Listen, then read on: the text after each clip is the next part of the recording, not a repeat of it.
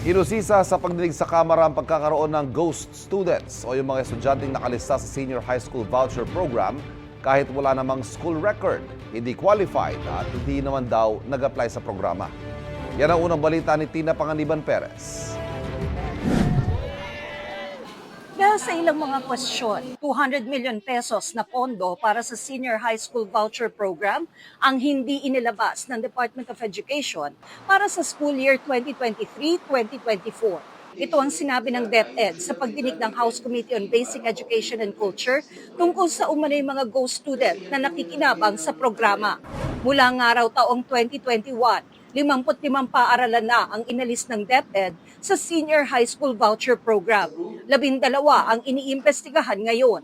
Yung mga schools po na yon, iba't iba po yung kanilang mga findings. Hindi lang po yung sinasabi nating mga students na wala po sa school records or walang class attendance, but also those who are unqualified na mga voucher recipients. Unqualified because they're supposed to apply via the voucher application program pero hindi po sila nag-apply. The private schools categorize them as automatic grantees. Hindi pa masabi ng DepEd kung ilan ang maituturing na ghost students na napabilang sa Senior High School Voucher Program.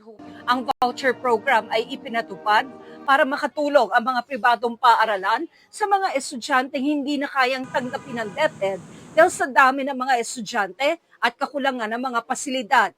Ayon sa DepEd, ang benepisaryo sa junior high nakakatanggap ng 9,000 hanggang 13,000 pesos, habang sa senior high, 14,000 hanggang 22,500 pesos.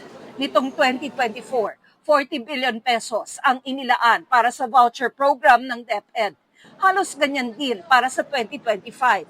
Reklamo naman ng ilang magulang at guro, tila hindi maayos ang pagpili sa mga benepisaryo dahil may nakakakuha raw kahit may kaya naman. Kasi sa school daw nila, paunahan, first 100. Pagka nag-apply ka sa voucher na yon, makukuha na nila. So nakakuha siya.